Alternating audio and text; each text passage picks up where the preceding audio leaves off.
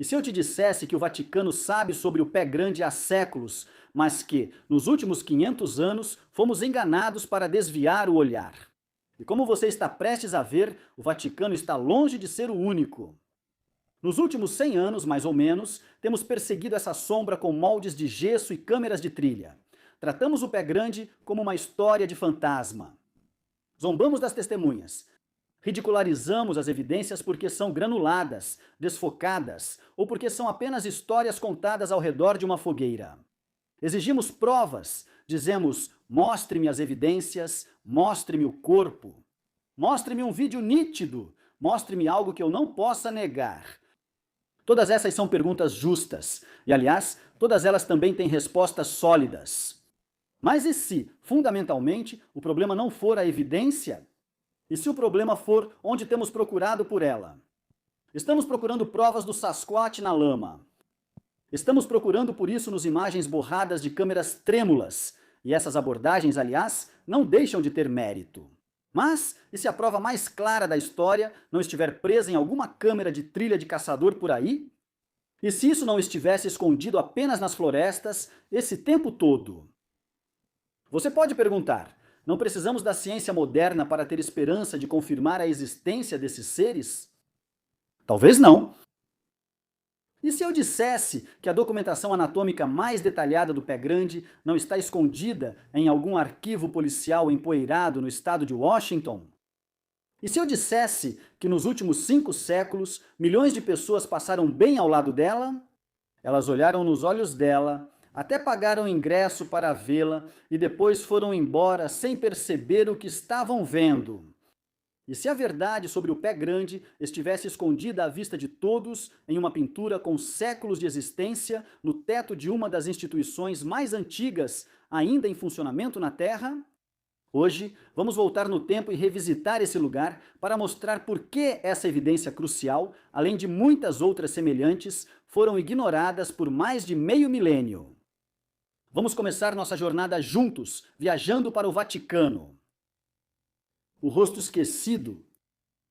Nos dizem para olhar os afrescos da Capela Sistina e ver um triunfo da teologia. Vemos a criação de Adão. Vemos os profetas. Vemos o cosmos ordenado da Igreja Católica.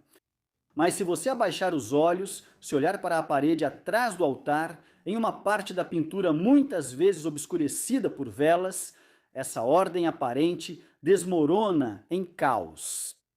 O grande pintor renascentista Michelangelo não era apenas um artista, ele era um estudioso do corpo humano. Renomado por suas representações anatomicamente precisas do corpo humano, desde sua estátua de Davi até sua criação de Adão espalhada pelo teto da Capela Sistina. No início dos anos 1500, enquanto outros estudavam as escrituras, um Michelangelo de 17 anos passava seu tempo nos necrotérios do Hospital de Santo Espírito. Tarde da noite, à luz de velas, em meio ao cheiro de decomposição, ele estava ocupado retirando a pele dos músculos. Ele era obcecado pela mecânica do corpo humano. Ele sabia exatamente onde o deltoide se inseria no húmero. Ele sabia como o trapézio se estendia sobre a escápula. Ele não inventou a anatomia, é claro, mas ele a documentou. Talvez você ache que isso não tem relação com o pé grande, mas estaria enganado.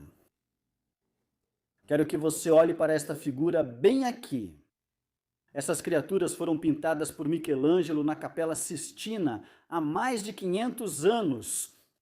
A figura é humanoide, imensamente musculosa e coberta de pelos. A igreja chama isso de demônio, uma entidade espiritual, uma metáfora para o pecado em toda a sua feiura. Mas olhe para a biologia. Olhe para a cada superciliar pesada e saliente. Olhe para o pescoço, ou melhor, para a falta de um.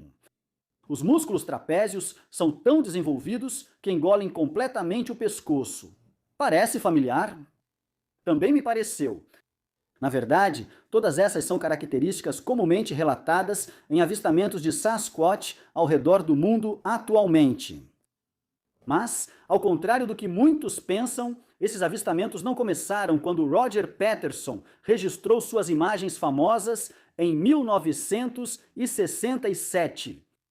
Preparem-se, pessoal, porque estamos prestes a nos aprofundar bem fundo na rica história dos homens selvagens e dos Woodwos da antiguidade religiosa. Vamos explorar a questão: e se Michelangelo não estivesse apenas pintando uma metáfora? E se ele pintasse um vizinho? E não qualquer tipo de vizinho, um vizinho observando da floresta, um vizinho que não esquece. Antes de contarmos a história chocante da igreja e do chamado homem selvagem, e pode acreditar, é mesmo selvagem, quero fazer uma pausa por um minuto, porque existe outra instituição que, assim como o Vaticano, prospera com silêncio, coleta e supressão. Conforme fui me aprofundando nesse universo do pé grande, isso foi algo que tive que considerar de forma mais séria do que eu esperava. Estou atualmente focado em pesquisas sobre como o governo suprime evidências do pé grande.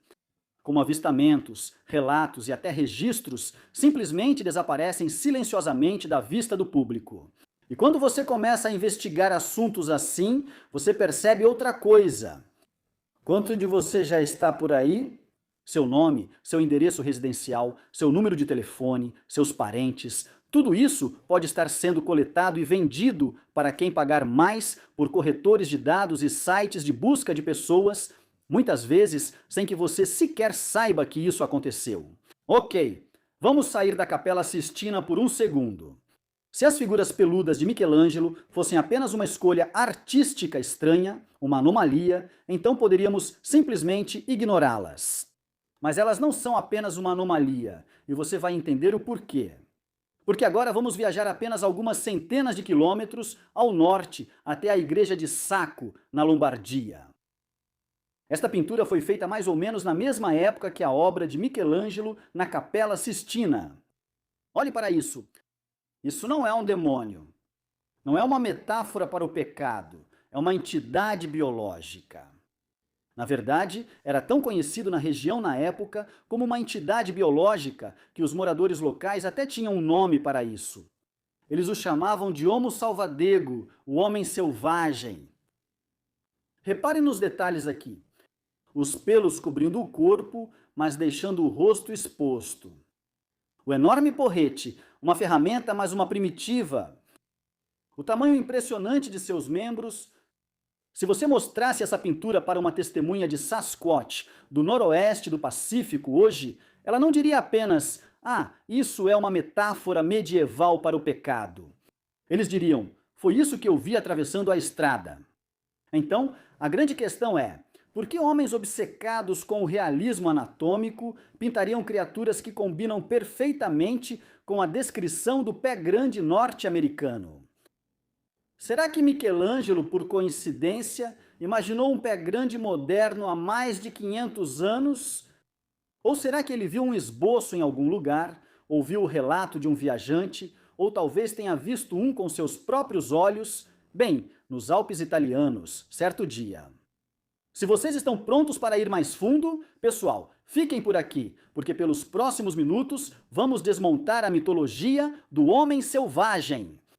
Vamos provar que o que a maioria chama de folclore é, na verdade, uma memória fragmentada de uma realidade biológica. Mas se você pensa que isso vai focar só em arte antiga, está enganado. Porque, para começar, vamos voltar ao ano 426 depois de Cristo, ao texto de alguém há muito considerado um dos grandes pais da Igreja Católica, o santo que sabia. Para entender por que a maioria das pessoas hoje esqueceu essa criatura, precisamos voltar e compreender como a mente medieval funcionava. Veja, eu tenho analisado um artigo acadêmico fascinante recentemente sobre o Woodwos, o termo em inglês médio para o homem selvagem das florestas. Colocarei o link do artigo na descrição abaixo. O artigo argumenta que o Woodwos não era apenas um símbolo de selvageria biológica. Na verdade, era um enigma biológico que os estudiosos da época não conseguiam resolver. Eles eram obcecados por algo chamado liminaridade, o estado de estar entre duas coisas. Veja, Hoje, se vemos algo estranho ou incomum, estamos acostumados a fazer uma pergunta padrão: isso é real? Mas no século IV, eles não perguntavam isso. Eles sabiam que o mundo estava cheio de monstros. Eles não perdiam tempo fazendo perguntas idiotas como: os homens selvagens são reais? Mas eles faziam perguntas que hoje nos parecem muito estranhas. Principalmente, a pergunta que eles escreviam e debatiam sobre o homem selvagem era: podemos batizá-los? Santo Agostinho de Hipona é considerado uma das mentes mais brilhantes da igreja primitiva e frequentemente lembrado como um dos 4 grandes pais da igreja. Em sua obra-prima, Cidade de Deus, publicada em 426 d.C., especificamente no livro 16, capítulo 8, Agostinho enfrenta uma crise. Viajantes estavam retornando da África e do Oriente com relatos perturbadores de supostas raças monstruosas. Agora, eu sei que este vídeo é principalmente sobre criaturas históricas semelhantes ao pé grande, mas nem todos os seres descritos se encaixam nessa descrição. Havia os cinocéfalos, um homem com cabeça que lembrava a de um lobo, acreditava-se que habitava regiões remotas da África e da Índia. Depois havia o Blemi, uma raça de pessoas da região da Líbia e da Etiópia, que eram descritas como tendo os olhos, o nariz e a boca todos conectados ao peito, como se não tivessem um pescoço para separar a cabeça do tronco. Parece meio familiar, não é? Bem parecido, né? Que legal que, claro, existiam os homens selvagens, aquelas criaturas enormes, bípedes, cobertas de pelos, parecidas com humanos, que diziam vagar pelas montanhas e florestas europeias durante a Idade Média. Mas a estranheza desses relatos não se limita às características físicas deles. Os homens selvagens eram retratados arrancando árvores inteiras, entrando em conflito com cavaleiros e aldeões e até formando alianças e amizades com a realeza. Você pode ver isso apenas como mera bobagem folclórica, mas Santo Agostinho certamente não via assim. Ele não ria desses relatos, ele os tratava como dados. E isso o levou a uma conclusão surpreendente. Ele escreveu, abre aspas, mas todo aquele que nasce homem, isto é, um animal racional e mortal, não importa qual forma incomum ele apresente. Nenhum cristão fiel deve duvidar que ele descende desse único protoplasto, Adão. Basicamente, Santo Agostinho argumentou que a forma física não importava. Se um homem selvagem pudesse pensar e ser racional, ele era humano.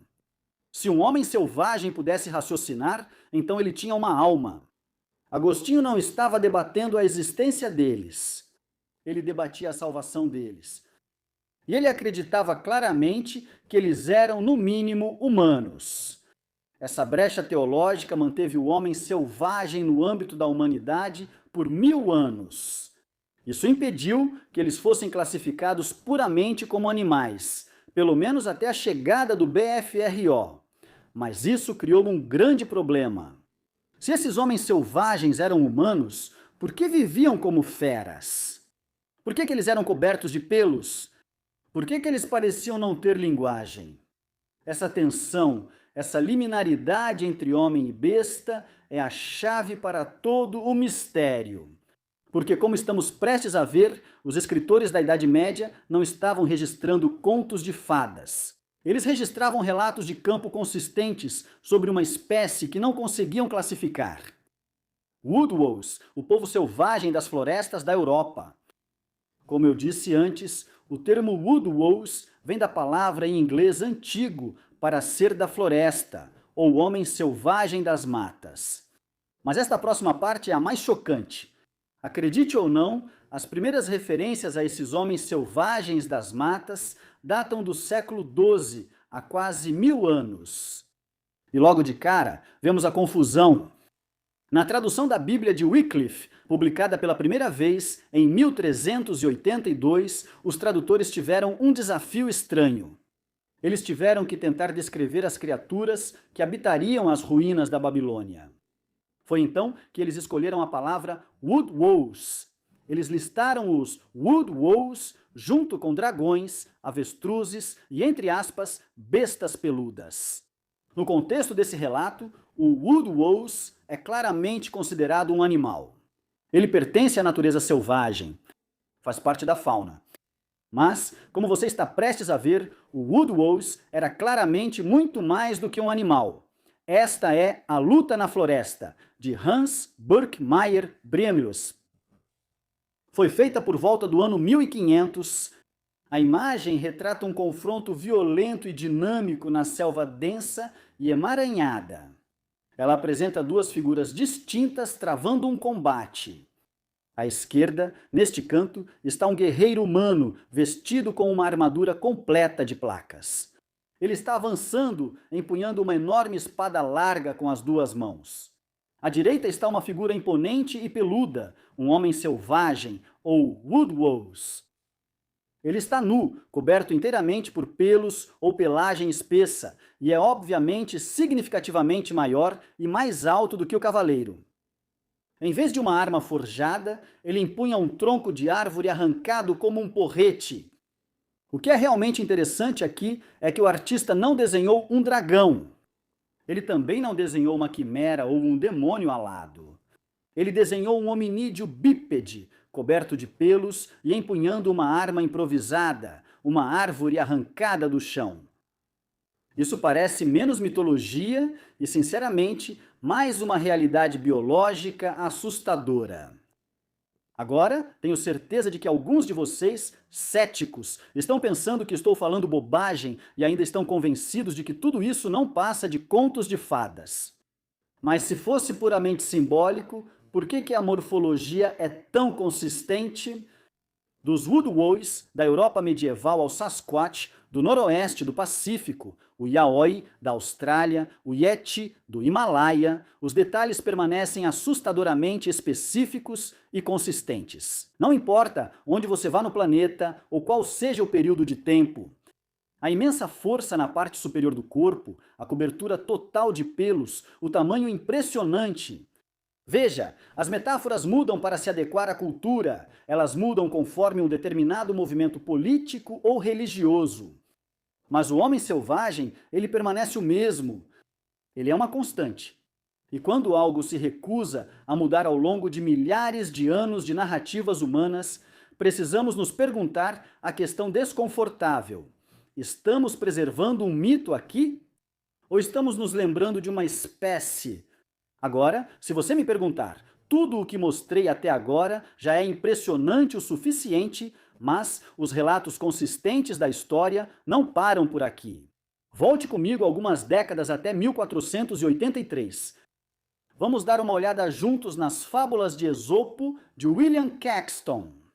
Entre as fábulas, ele conta a história de um sátiro, um Wood Wolves, que encontra um peregrino perdido na neve. Mas o Wood Wolves não come o homem. Ele o convida para sua caverna e lhe oferece comida. No final, essa criatura expulsa o homem após um mal-entendido.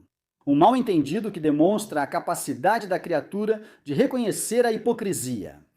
Não foi por acaso. Apenas pare e pense nisso por um minuto. Em 1483, as pessoas estavam atribuindo raciocínio moral a essas criaturas. Santo Agostinho teria dito sobre o ser da história. Essa criatura tem uma alma. No entanto, isso também não termina aqui. Existem muitos outros exemplos desses seres sendo mencionados por pessoas na antiguidade e reconhecidos como criaturas reais. Nós até temos uma representação de Alexandre, o Grande, queimando vivo um homem grande, selvagem e peludo, um Wood Wolves, em uma execução pública. A imagem é marcante. Temos Alexandre, o Grande, parecendo majestoso e sereno. E então temos essa outra figura, nua, peluda, cercada por chamas. É brutal, é direto e, sinceramente, para um espectador moderno, é totalmente inesperado. Os historiadores de arte renomados, com letras depois do nome, vão dizer que se trata da humanidade triunfando sobre a selvageria da natureza, o intelecto conquistando o instinto básico.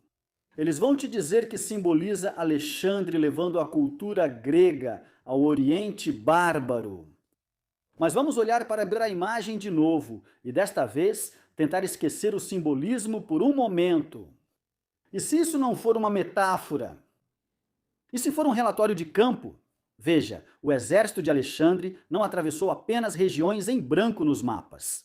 Eles avançaram para territórios que eram completamente desconhecidos para o mundo mediterrâneo. Eles estavam no interior da Ásia, no coração do Hindu Kush. Quem pode dizer que eles não encontraram outra coisa? Pense nisso, você é Alexandre, está tentando manter a ordem no seu exército, atravessando milhares de quilômetros de um terreno hostil e desconhecido. De repente, seus batedores começam a desaparecer. Você ouve chamados estranhos vindos das cristas à noite. Então seus homens conseguem capturar um hominídeo grande, peludo, bípede, que luta com uma força desumana e não parece falar nenhuma língua conhecida. Compreensivelmente, isso está aterrorizando suas tropas e minando sua autoridade como mestre do mundo conhecido. Então, o que você faz? Não o coloca em um zoológico. Você não tenta ensinar grego a ele. Você dá um exemplo com ele. Você o executa da forma mais pública e destrutiva possível. Fogo. Para mostrar ao seu exército que nada, nem mesmo monstros do fim do mundo, está imune à sua autoridade. A evidência visual. Ok, vamos para a igreja. Especificamente, vamos para as misericórdias. Esses são os assentos dobráveis nos bancos do coro das grandes catedrais da Europa. Esta é a área onde os entalhadores de madeira tinham liberdade. Na Catedral de Lincoln, na Catedral de Carlisle, encontramos os woodwos entalhados na madeira com grande detalhe, enorme, peludo e com pés enormes. Mas o fato de esses seres terem sido incluídos nas esculturas não é o mais interessante. O mais interessante é que eles sempre são retratados da mesma forma, cobertos de pelos, segurando um porrete. Às vezes, eles são retratados lutando contra algo, um cavaleiro ou alguma fera da floresta, numa tentativa de proteger os moradores e as vilas. O que isso nos mostra é que para muitas culturas do passado, os woodwos, ou homens selvagens, eram seres complexos, capazes de ser tanto inimigo quanto aliado. Então vem a Renascença, na Era da Precisão. Albrecht Dürer, o homem que pintou uma lebre tão realista que você pode literalmente contar os bigodes. Em 1503, ele gravou um brasão de armas. Sustentando o escudo está um homem selvagem. Olhe para o rosto. Nariz largo, narinas encobertas. Dürer não fazia caricaturas. Ele fazia retratos e era extremamente bom nisso. Então, quem posou para esse retrato? Ou a descrição de quem ele usou, e talvez, mais importante ainda, como é que essa representação dos anos 1500 é tão precisa e consistente com os relatos modernos de avistamentos do pé grande. E esse também não é um exemplo isolado, nem de longe. Quando se trata de heráldica, mais de 200 brasões de família na Europa apresentam o homem selvagem. Estou falando de algumas famílias bastante importantes, com histórias ricas. Agora, você ainda pode estar pensando que esses seres eram representados nos brasões simplesmente por diversão, apenas por licença artística. Foram criados apenas para parecer interessantes, mas lembre-se disso. A heráldica serve para intimidar. Você coloca um leão no seu escudo porque leões são reais e perigosos. Você coloca um urso no seu escudo porque um urso pode te matar. Se você vivesse na Floresta Negra durante os anos 1400, e acredite, você deveria agradecer por não ter vivido, então o homem selvagem não era apenas uma história. Era aquilo que todo mundo sabia, que te observava da beira da floresta. Então, nós os temos em livros, nós os temos em catedrais, nós os temos retratados em escudos. Mas certamente, se eles fossem reais e conhecidos como tal pelas pessoas da antiguidade, então nós os teríamos em mapas, certo? Bem, e se eu dissesse que nós temos mapeando os monstros? Você está pronto para isso? Porque vamos voltar mais 1000 anos até 500 a.C., ao longo da costa oeste da África.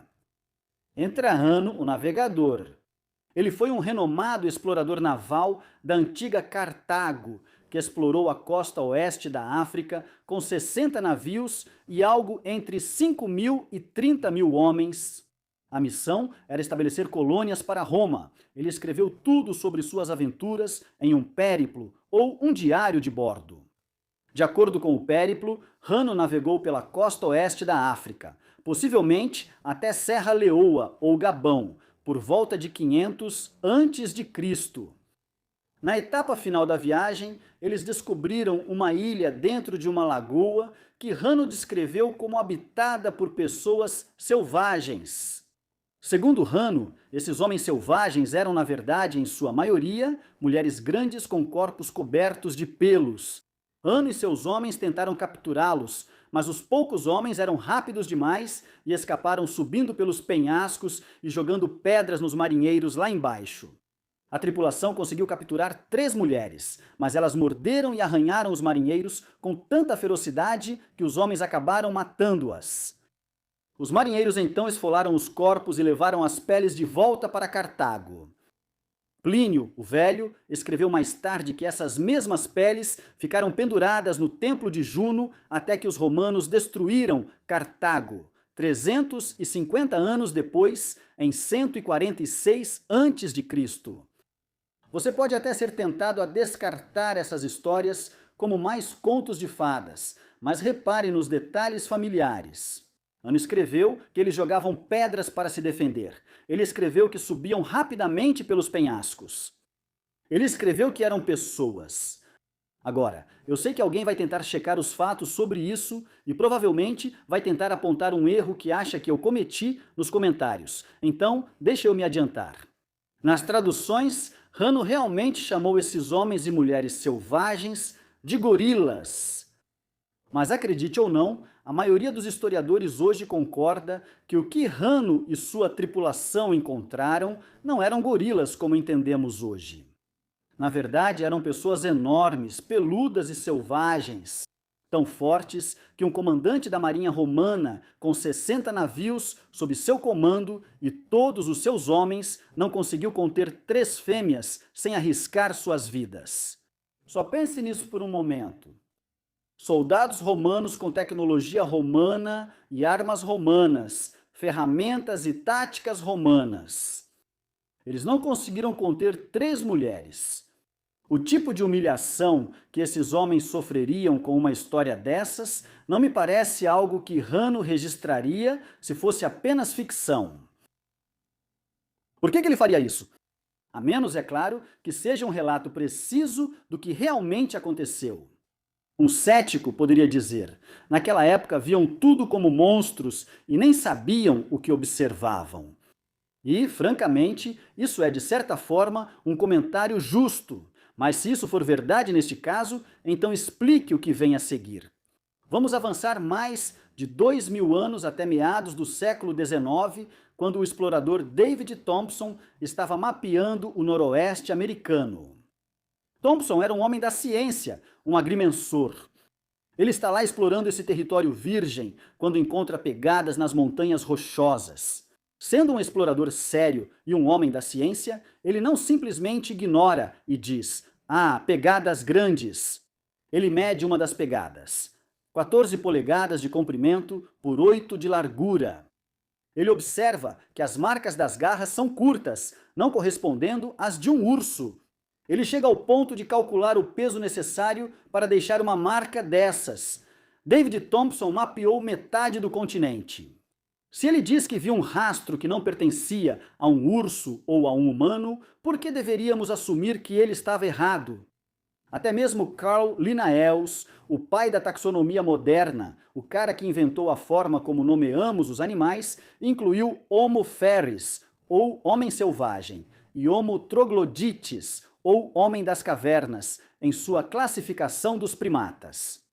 Agora, só como uma observação, há muitas evidências sólidas de que os seres que chamamos de Sasquatch são muito mais do que apenas primatas não classificados, mas eu já falei sobre isso em outros vídeos e esse não é realmente o foco deste aqui.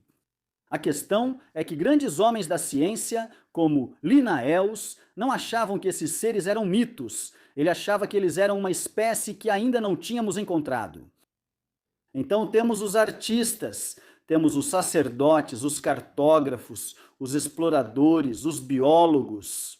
Centenas, e em alguns casos, milhares de anos atrás, todos eles diziam a mesma coisa: esses seres são reais. Eles não estavam pintando, desenhando e escrevendo sobre mitologia. Eles estavam relatando a realidade. Software cultural. Mas essas verdades bizarras e inquietantes não param na antiguidade, porque o próximo lugar que essa jornada nos leva é o trabalho de Diana Walsh Pasulka. Ela é escritora e professora de estudos religiosos na Universidade da Carolina do Norte, em Wilmington. E essa mulher é de verdade, pessoal. Ela recebeu acesso especial aos arquivos do Vaticano e encontrou muitos relatos históricos de eventos paranormais, como orbes e outros fenômenos.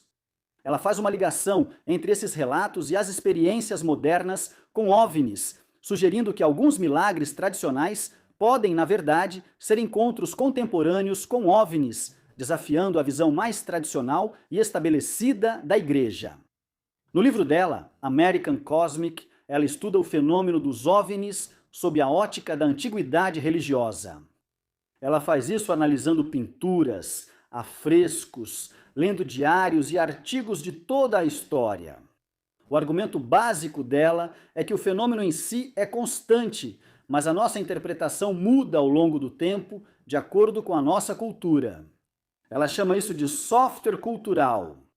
Por exemplo, se você executa o software medieval, uma luz inexplicável no céu é um anjo. Uma criatura esquiva, grande, peluda e parecida com um homem na floresta é um homem selvagem. Se você executa o software moderno, uma luz no céu provavelmente é um OVNI. E uma criatura grande, esquiva, bípede e peluda é um Sasquatch. Veja, nós não paramos de ver essas coisas. Nós só mudamos o nome do arquivo. Os Woodwas não desapareceram. Nós só perdemos a capacidade de ler o mapa. Mas essa jornada ainda não acabou, porque ainda tem um último lugar onde precisamos olhar. A biblioteca mais antiga de todas. Porque se você acha que os homens selvagens são assustadores, espere até ouvir de onde os textos antigos dizem que eles vieram. Os peludos. A história escrita mais antiga que temos na Terra é a epopeia de Gilgamesh, de 2100 a.C. Ela conta a história de um rei, Gilgamesh, e sua contraparte selvagem, Enkidu. Enkidu é formado a partir do barro. Ele é coberto de pelos. Ele vive com as gazelas. Ele quebra as armadilhas dos caçadores. Ele é o arquétipo do homem selvagem. Perceba a dinâmica aqui. O homem civilizado versus o homem selvagem. Eles lutam. Eles lutam e então se tornam irmãos. Veja, essa não é uma história de conquista. É uma história de parentesco. Enkidu não é um monstro. Ele é a outra metade da humanidade. Agora vamos voltar nossa atenção para a Bíblia, o Antigo Testamento, especificamente Isaías 13, 21, a profecia da destruição da Babilônia. O versículo diz: "Mas as feras do deserto ali se deitarão, e corujas ali habitarão, e sátiros ali dançarão." A Bíblia King James, que muitos cristãos ainda consideram a tradução mais precisa atualmente, traduz isso como sátiros. Mas a palavra hebraica é, na verdade, seirim, que literalmente significa peludos. É o plural da palavra sair, a mesma palavra usada para descrever Esaú no livro de Gênesis, que nasceu, abre aspas, ruivo e peludo como uma veste. Agora, eu sou cristão e por isso levo a Bíblia muito a sério. E há razões lógicas e arqueológicas sólidas para isso, só para constar. Mas se você vê as coisas de forma diferente, pode ser tentado a descartar a Bíblia como mitologia. Mas a questão é que Isaías não estava prevendo aqui que homens bode mitológicos dançariam nas ruínas da Babilônia. Ele estava prevendo que quando a civilização humana, ou seja, Babilônia, caísse, os Seirim, ou peludos, sairiam do ermo para retomar seu território. Mas de onde exatamente vieram esses peludos? Para isso, precisamos olhar para os textos proibidos, os escritos antigos que ficaram de fora do Antigo Testamento. Especificamente, o livro de Enoque e o livro de Jazar, dois antigos textos religiosos judaicos considerados apócrifos e que expandem a narrativa canonizada na Bíblia. No livro de Jazar, capítulo 4, versículo 18, está escrito: "E os filhos dos homens naqueles dias tomaram do gado da terra, dos animais do campo e das aves do céu, e ensinaram a mistura dos animais de uma espécie com outra." Isso, é claro, se refere à manipulação genética, hibridização, uma interferência na ordem biológica. Se você olhar para o Udos por essa perspectiva, ele não é apenas um símio ainda desconhecido. Ele é um remanescente. Ele é o resultado de uma divergência genética que aconteceu há milhares de anos. Talvez seja por isso que Santo Agostinho ficou tão dividido em relação a esses seres. Talvez ele tenha sentido intuitivamente que eles não eram apenas animais, que eles eram, na verdade, parentes, carregando a mesma centelha, mas formados por uma história muito diferente. Agora, esse assunto fica enorme bem rápido, pessoal. Então, se vocês quiserem que eu aprofunde mais nas possíveis histórias de origem do pé grande em um episódio futuro, por favor, me avisem nos comentários. Conclusão. O vizinho.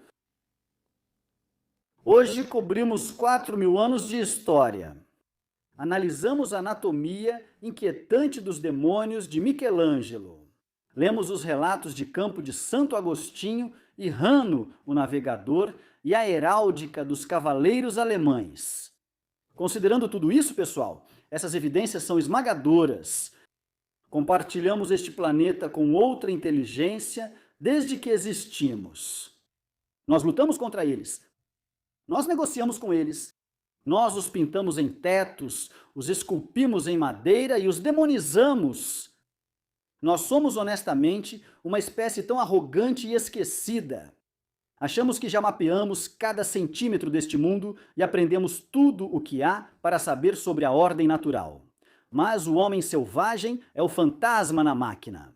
Ele é a anomalia incômoda que continua aparecendo, provando que não sabemos tanto quanto pensamos. Então talvez Michelangelo não estivesse pintando um monstro. Talvez ele estivesse pintando nosso irmão. Talvez ele soubesse, através das tradições orais da igreja ou das histórias do homem selvagem dos Alpes, que não éramos os únicos bípedes inteligentes neste planeta. Quando você olha por esse ângulo, o lado místico ou os aspectos paranormais do fenômeno pé grande começam a fazer muito mais sentido. Se esses seres realmente estão aqui há 4.000 anos, e as evidências certamente indicam que já faz pelo menos esse tempo.